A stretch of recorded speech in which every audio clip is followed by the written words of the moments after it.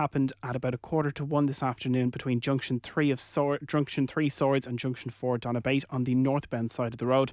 Gardaí are appealing for witnesses to contact them, in particular drivers with dashcam footage of the scene.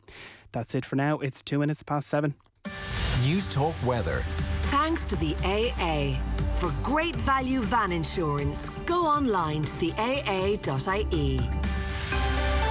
Clear spells and patchy cloud this evening with just some isolated showers. Lowest temperatures tonight of only 2 degrees. And now you're up to date on News Talk. The Newsround on Off the Ball. With Gillette, we don't just play the game, we change it. Gillette, made of what matters. This is News Talk. Hello there, you are very welcome along to the show this evening. It is Liverpool at Anfield hosting Arsenal. Mark Lawrenson is going to join us this hour. We have Pat Nevin along on the football show. Jackie Oatley will join us as well to discuss Wolves, who lost 4-0 at the weekend. Please God, no handball decisions. That is what we're looking for. If there's one thing we do not need to debate this evening, it's handball. Sadly, I fear I'm asking for too much. Roland O'Gara will be along for Monday Night Rugby. Stuart Lancaster has been responding to the criticism aimed in Leinster's direction of late. We'll play you some of that. 53106 is the text number. We are at Off the Ball on Twitter. Richie, hello. How are you, Joe? You well? I am. I'm a bit distracted. Do I sound very low, or did I sound very low there? I don't know what's going on. No, I think you sound okay. All right. Adrian Barry, hello to you. Are you feeling a bit low, Joe? Is that what's up? I feel fine. I felt good until I heard it. In my ears there, I thought, geez, I'm coming out low. I saw Pete looking around. Just me? Just me? Okay, just me. So Fulham have pulled the goal back against Aston Villa. It's currently with VAR. Evil VAR, that is, Adrian, ruining the game alongside the handball rule. Is that what jumped out at you over the weekend? That VAR is ruining the game. More so the interpretation of the handball rule, aided ably by VAR. Yeah, I've heard a lot of stuff today. Like, there's been so much chat about it. Do you remember at the start when we were talking about bringing in VAR at all, and there was like one of the big reasons for not bringing it in was that it was going to be the death of debate in football. That we weren't going to have any. There'd be no more chats in the pub. Not that we got any chance to go to the pub anymore. Blatter's line. Yeah, but look at when you're in good company there, Adrian. Yeah, I don't know. It's a strange one, isn't it? Like, I think you can't. There's no great debate about whether it was a ridiculous decision or not. I don't think you can engage in that particularly. But like, you would definitely not. At the same time, you know, a big part of my frustration was with Jose Mourinho, to be honest with you, and I think that it extends to stuff like when the decision gets referred and they're looking at it and he's he's stomping around like he usually does, trying to make some sort of an impact. The referee decides via whoever that it is going to be a penalty, and he makes a beeline as if he's going to storm off the pitch. I don't know if you noticed that, but he went towards the dressing room essentially, got about halfway there, and then thought, oh, I better hang around and actually see if they're going to score the thing or not. Stands there, they take the penalty, they score it, and then he storms off. Like, there's still 90 seconds to go in that game. Like, what sort of a message? Understanding that whatever went before was a ridiculous decision, but what sort of a message does that send out to your team? You know, like, 90 seconds to go here in a Premier League game, and I'm telling you that it's grand. We've been robbed here, and this is the message I'm going to send out. And I also thought, by the way, that Eric Dyer wasn't faultless in this entire situation. No, the penalty should not have been given, but like, I haven't heard too many people talking about the laziness of his backtrack towards Andy Carroll. Like, people were talking about the jump. You know the way, like, people say this, it's almost a cliche, right? Like, he was jumping so he had no control of his hands. Like, have you watched back the Eric Dyer jump? Like, he barely gets off the ground. I don't think he needed to stick his arm out to have any great stability about him, and he's sort of looking over his shoulder in a way that he can see the ball is going in that direction, that Andy Carroll is heading it back across goal. Look, it shouldn't have been given. Eric Dyer should have done far better than he actually did. He shouldn't have bothered jumping, because he even with the little jump that he gave, a little bit of a skip almost, was still nowhere near the ball, wasn't getting near it, and should have been focused more on holding his position and turning to face Andy Carroll and maybe been able to deal with it.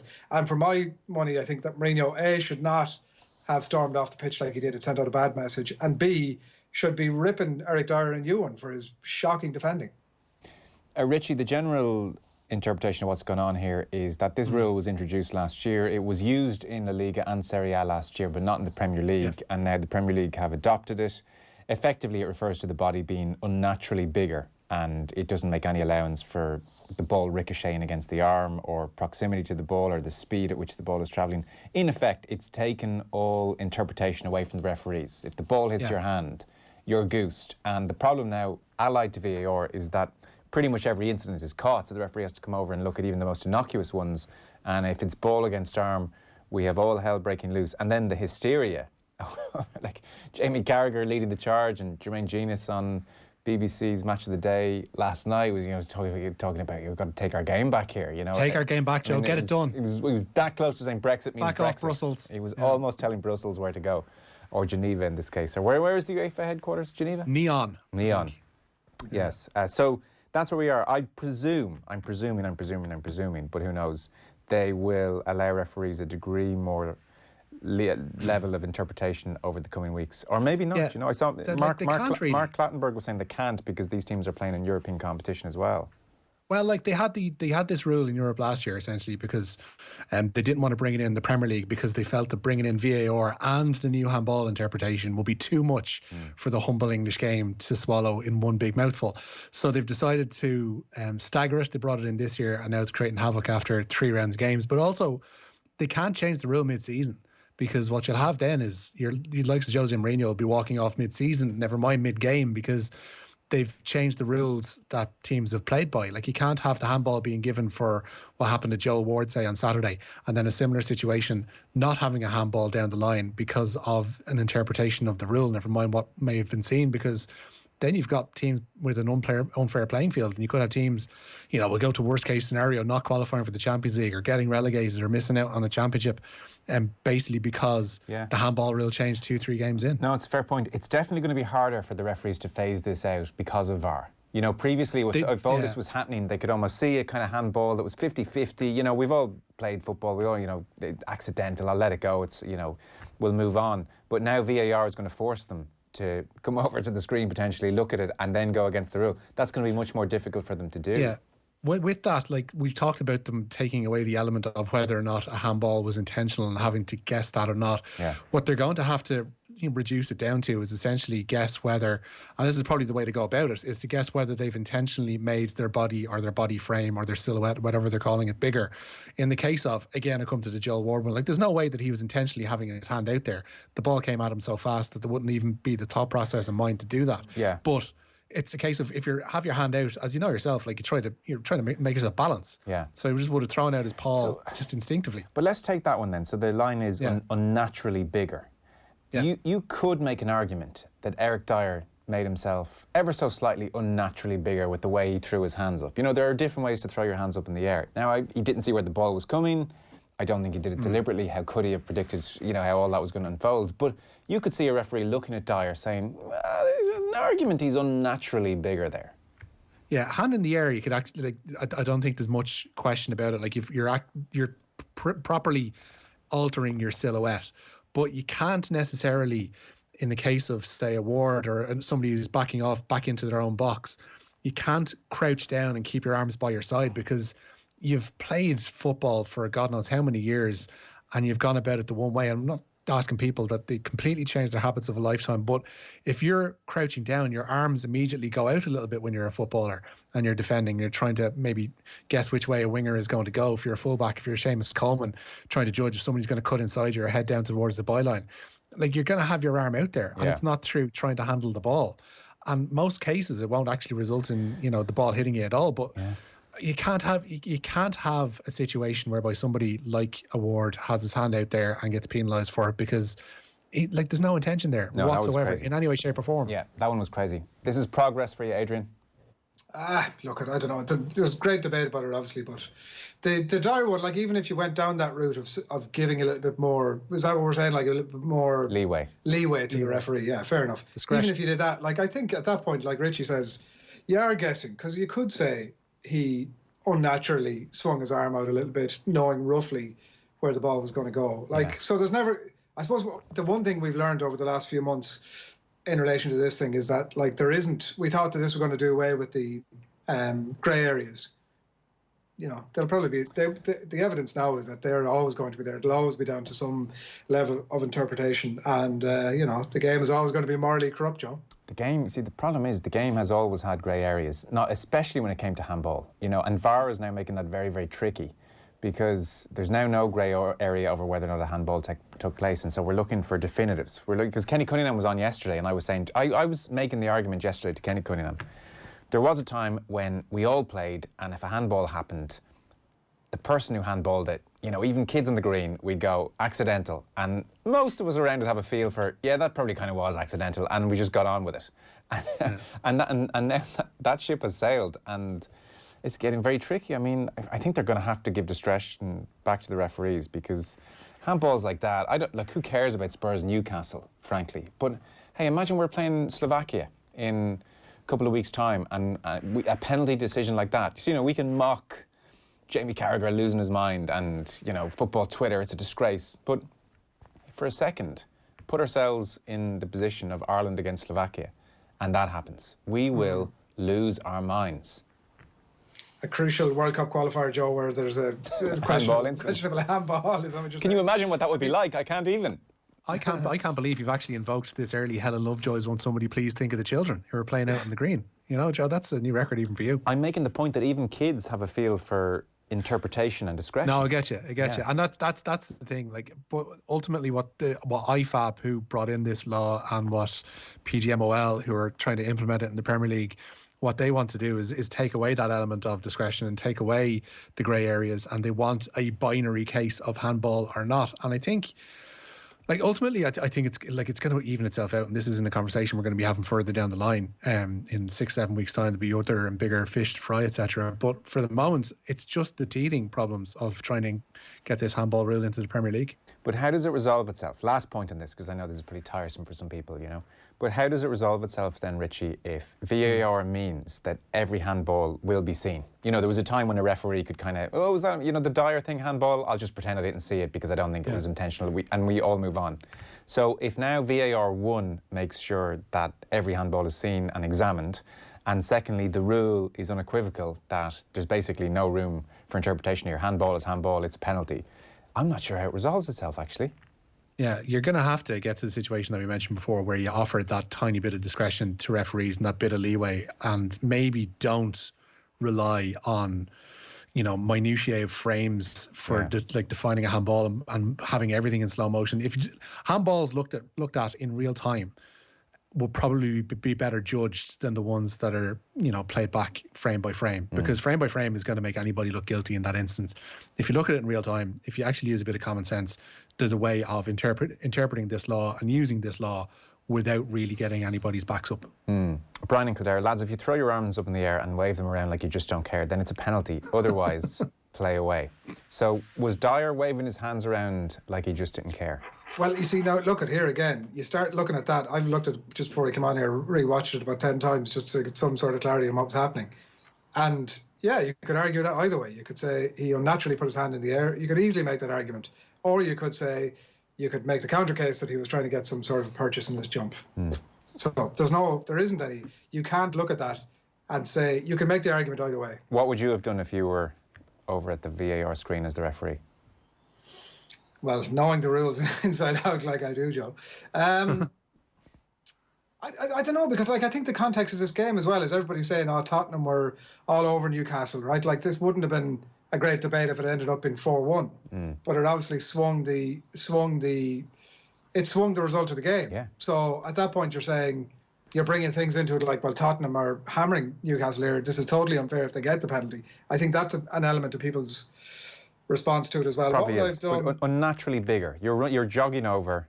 There's no crowd there, so that's a relief to you, the referee. You know, you wouldn't like the home fans on your back. You're jogging over, and you've got the phrase unnaturally bigger in your mind as you're running over to the VAR screen. What are you doing?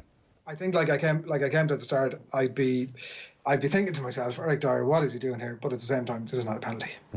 Well then, you know what? Should be docked a point in your refereeing report. That's the crazy thing. Anyway, Joss, wouldn't suit me. The regular VAR schmozzles called to mind the time you had Richard Cooper on the show doing his impression of Peter Collins discussing the VAR, says James. Where was the indignation from the Spurs players? There was no mass protest, no surrounding the referee, just an acceptance of it. That's not a Mourinho mindset, says Paul in Cork. Maybe Mourinho has beaten those Spurs players down, Adrian. I don't know. He was. Look, I don't know. Like, I'm genuinely, that was one of the first things that struck me afterwards yesterday was Mourinho. 90 seconds to go in the game, stormed down the tunnel.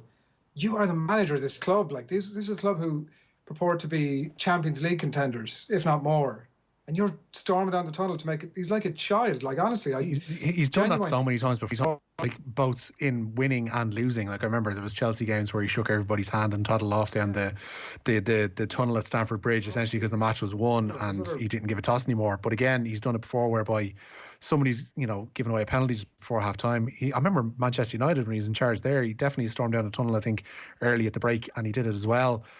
Several times, I think, at Chelsea too. So it's something that he just does, but to Adrian's point, it is childish and it's stupid. Let's get into the news round then. It is, as ever, with thanks to Gillette. We don't just play the game, we change it. Gillette, made of what matters. Richie, you're starting with the live football this evening. Yeah, that goal wasn't given, by the way, Joe, that you were mentioning there. They're into the second half, well into the second half in the first of this evening's two Premier League games. Still Fulham 0, Aston Villa 3. Conor Hourihane swept home a second for Villa after Jack Grealish had given them an early lead.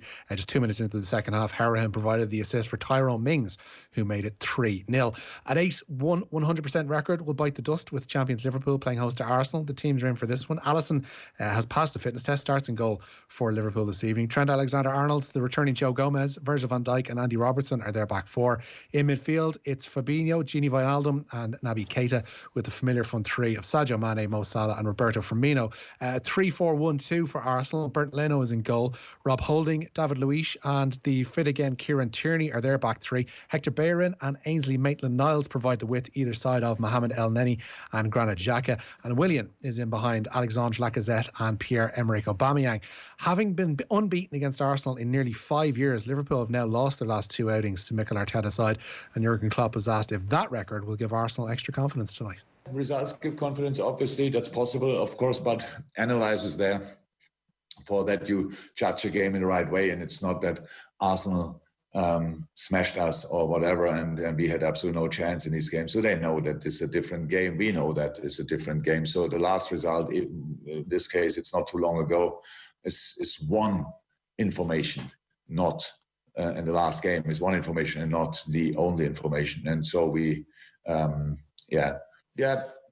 be, we want to strike back. So let me say it like this. If that's then the situation we are in, and it can be a better situation, depends to how you use it. I couldn't really follow that. What was he saying? Basically, they want to strike back. Okay, good. The Empire strikes back. The Empire strikes back. 8 o'clock kick-off. We'll have Mark Lawrence this hour. We'll have Pat Nevin on the football show talking about it. Sky have gone for a bit of Roy Keane this evening in the Sky Sports studio alongside Jamie Carragher. He was not impressed with Fulham in that first half, I can tell you. And to be fair, and there are very few things more tiresome than saying defenders can't defend anymore. But Fulham are really bad at the back. It was dreadful stuff. Yeah. So 73 minutes on the clock. They are 3-0 down.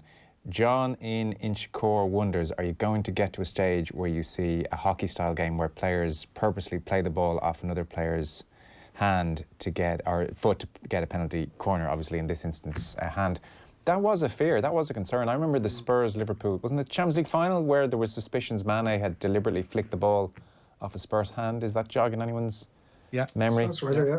Yeah, I mean, that is a very potential conclusion here. I mean, you can have, so you one-on-one in the box, nothing quite on. Premier League players more than good enough to scoop a ball in the direction of a hand, and then we're into unnaturally bigger all over again. Yeah. How many times can I say unnaturally bigger? I'm trying to stray away from that. It's a family show, Richie, before you even start. If you played out that chance last night, that Carroll header, there was nothing on. Absolutely nothing happening. It was going to be easily swept away by the Tottenham defence. But I mean, he wasn't. You clearly couldn't say Andy Carroll was aiming it at Dyer. When he headed the ball, Dyer's hand might have been down even. So yeah, I don't know. So the hockey thing will be what, Joe?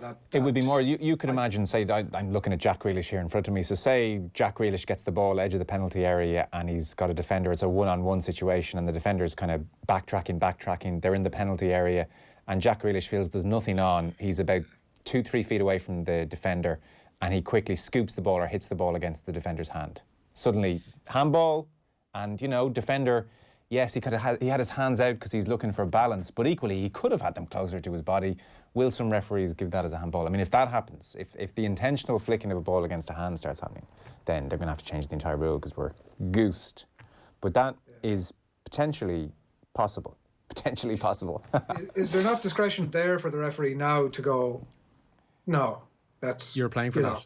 I think there's, well, unnaturally bigger comes into it, doesn't it? That's what you're relying on. But there doesn't seem to be the discretion that there was last year. I know I said it again. No, there's not. The discretion's gone. That's basically what's happened this year. Discretion's gone. Discretion is out the window, Adrian. Discretion's out the window. Unnaturally bigger has come in. Jesus. This is a low point of coronavirus. Literally quoting the rule. That's the exact rule. Unnaturally bigger is all we have to go on. Richie, how much time have you got to do a unnaturally bigger montage when all this is done? Leave it with me. Sweet God, don't. I can't even bear to think what the musical choice will be.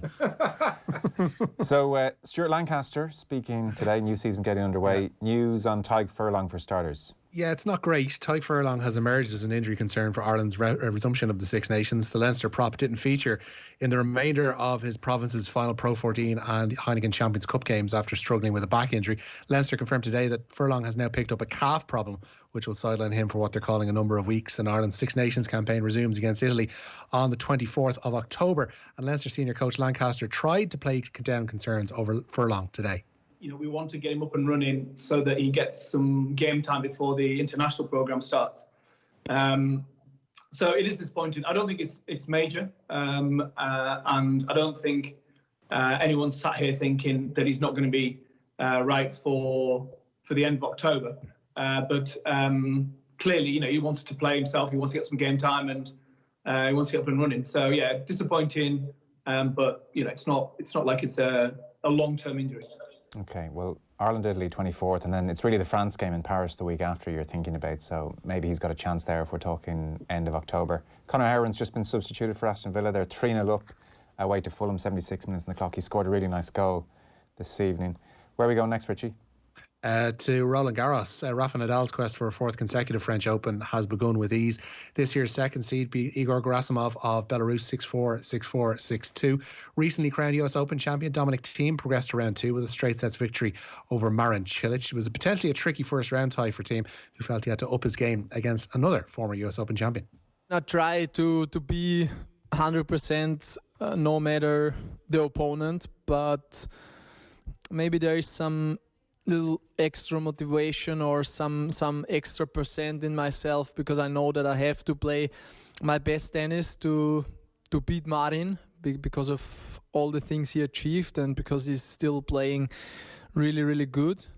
And the main challenge was to have or to get the match tension again, because I mean I was like on fire in New York for 2 weeks, and then 1 week at home where I tried to relax but not lose all the tension, because obviously I want to do well here in Paris. And I guess I found a good mixture, and I'm very happy with this first round today. Meanwhile, Serena Williams once again bidding for singles title number 24. Yeah, she got off to a slow start today. This year's sixth seed was a breakdown to Christiane, but eventually prevailed 7-6, 6-love. Alina Svitolina was the straight sets winner over Varvara Gracheva, and the Ukrainian plays the Mexican qualifier Renata Zarazza in the next round. Women's fifth seed Kiki Bertens needed 3 sets to beat Katarina Zawadzka, and the Dutch woman will face Sarah Irani in the second round. And two-time Wimbledon champion Petra Kvitova beat Oceane Dodan of France in straight sets to set up a second round clash with Jasmine Paolini of Italy. But the 12th seed Madison Keys is outbeaten in straight sets today by China's Zhang Shui. So Pep Guardiola has spent 340 odd million on defenders in his 5 years. He's hoping 400 million does the trick. Yeah, Manchester City have reached an agreement with Benfica for defender Ruben Dias for €68 million. The Portuguese club also confirmed that Nicolas Otamendi is moving in the opposite direction for a separate fee of $15 million. City lost 5-2 at home to Leicester in the Premier League yesterday, and it was the first time that, as a manager, Guardiola has seen a side concede 5 goals. It's serious, isn't it? You know, I mean, they don't have the pre-season excuse that the other English teams who went deep into Europe have. We are talking about a manager who, frankly, made one of the most roundly criticised decisions against Lyon, in their last big game. It was a really worrying choice that he made, and this is just a continuation, if not worse, than what we saw last season in terms of the wobbles, in terms of the vulnerability at the back. He's into his 5th year for the first time with the group. He's a very intense man. I don't know. This there's a smell about this. Just the manner of the defeat, Adrian, which would leave big question marks now over Guardiola. City look just so far off it. Oh, it's terrible stuff. I watched most of that game yesterday. Yeah, there were the Vardy party again. Yeah, it's hard to know. Like I wondered. I was going to say in the summer, but in the down season, in so much as it was about Guardiola's appetite, and there was obviously all the Messi thing. Would that maybe there's a feeling that might reinvigorate him? Obviously, that fell flat in its face if it was ever even really a thing. I mean, I don't know if you question Guardiola's appetite, but yeah, maybe you do. But certainly, I don't know what stage those negotiations were at last night, but I would imagine they got hurried along slightly after that game yesterday. Yeah, injuries haven't helped, to be fair. No, I know. Yeah. No, it's true. Look, but it's the continuation of a theme almost. Like if this had come out of the blue, you'd say, oh well, it's clearly the injuries. But it's we're into 6-7 months this now at these kind of defeats. As for Vardy's flick at the front post, that was just delightful. Oh, delightful, delicious. They couldn't. They didn't in commentary. They didn't even. They were like, "What's it called?" Yeah, a Vardy. Yeah, Neville kind of mentioned a Cruyff flick type thing. So I was listening to a podcast. I think it was the James Richardson one, and one of the contributors there made a point that I thought, geez, nobody would agree with that. Where he said, it's harder if the ball is in the air. Like the Zola ones or the Lee Sharp ones. And I was thinking, it's way harder when the ball's on the ground. Like when it's in the air, when it's in the air or half volley, you just take the power on the ball and direct it. Whereas with that rolling along the ground, Vardy almost had to keep his foot down, not try to get purchase or power on it, but just almost position his foot in a way to get that bit of height into it, to flick it up in the air like a dink. It's a cricket shot. Yeah, and I thought he's essentially played a cricket shot with his shin. I thought that's way harder. Like if a ball's rolling around the ground, running along the ground, most of us would try and put a load of power into that flick and fall over, whereas he had just the instinct to just take whatever power's on the ground, but get it into the air with the way he used his foot. I thought it was brilliant. But I'd have that as a much harder skill than one in the air, Adrian. I don't know what you prefer yourself. What is the one thing that I was thinking about Jamie Vardy yesterday was that, to be absolutely fair, obviously his one Premier League title notwithstanding, but that he is a modern day Matt Letizia, isn't he? I mean, not that he's an anti whatever you're having yourself, but that he's careful. He's he should have gone to a bigger club, shouldn't he? Well, can I throw it to you? So Arsenal came in for him. The season they won the Premier League, Arsenal came in a big way, and it was, is he going to go? So was he not better off staying? He's won the Golden Boot last year. Probably Leicester finished higher up in the table than Arsenal. Well, yeah, but I wouldn't be offering Arsenal as the a Manchester United or a Chelsea or whoever. Do you consider Arsenal title contenders at the minute? Probably not. No. Definitely better at Leicester in that regard. But yeah, no, I know what you're saying. I just think maybe he's a player that improves Arsenal. There are a couple of players at Arsenal at the minute that have improved them immeasurably. Maybe somebody like him, but it felt to me as if watching him score all those goals. He would have been viewed as a short-term signing for any of those big teams, because I think back then he would have been 29 4 years ago. So if they're signing him, essentially anybody who's already in their squad who's 29, 30 isn't getting anything more than a 2-year deal. So he would have been the same. And teams like that, with their directors of football, if they have them, or their transfer committees or whatever you're having yourself, they don't think in terms of 29-year-olds and 2-year contracts. No, I agree. It's very rare that they'd sign somebody like that. So and they certainly don't build a team around him. Which Leicester are still basically, let's get solid and have some decent technicians, but ultimately it's around Vardy, isn't it? So look what happened. Look what happened last season when he wasn't playing for them. That team is directly pointed at him. And if he works, then it all works. Yeah. But I agree. It's funny. I thought, I was surprised he stayed at that time. I thought, well, what more are you going to do? You should go. But actually, the way it's worked out, Golden Boot winner at 33 and still, main man and hat trick yesterday. I kind of think actually it's turned out to be a pretty decent decision on the whole. Matt Letizia is keeping Southampton up from relegation every year. That was a complete, what was he doing? What was he doing? Yeah. That was just a bad decision. That was a bad decision. And the other point about Vardy is, somebody that, scores so many goals as he does, one of the main recognised people, there's better English for that, in football. Would he not just do something non-1980s with his hair? The spike went out sort of... From 1992, I think. Well, indeed, it's a great point. It's a great point. No position to So I'm here judge. for John. No position to judge. You are one of the main recognised people in my world, Adrian. On that note, we'll say goodbye to you for this evening. Let you back to your yogurts. If anyone wants more information on that, they can check Twitter. This thing got big today, surprisingly big. Unnaturally big. Unnaturally big indeed. Richie, thank you. Cheers. By the way, this day next week, Monday 5th of October, we will bring you our in-depth chat with Gary Neville and Teddy Sheringham. It's part of our Cadbury FC series of shows. If you want to put a question to the lads, then you can send it in to us, 53106 for 30 cents. And by doing so, you could be in with a chance of winning a Cadbury hamper as well, which is very nice. And you can check out cadburyfc.com for updates and promotions. So that's Gary Neville, Teddy Sheringham coming your way. And we'll play it to you on the radio next Monday. But it will be in all the usual places across the weekend as well. Still Fulham 0, Aston Villa 3, 86 minutes on the clock. Liverpool, Arsenal at Anfield. Mark Lawrenson on the way.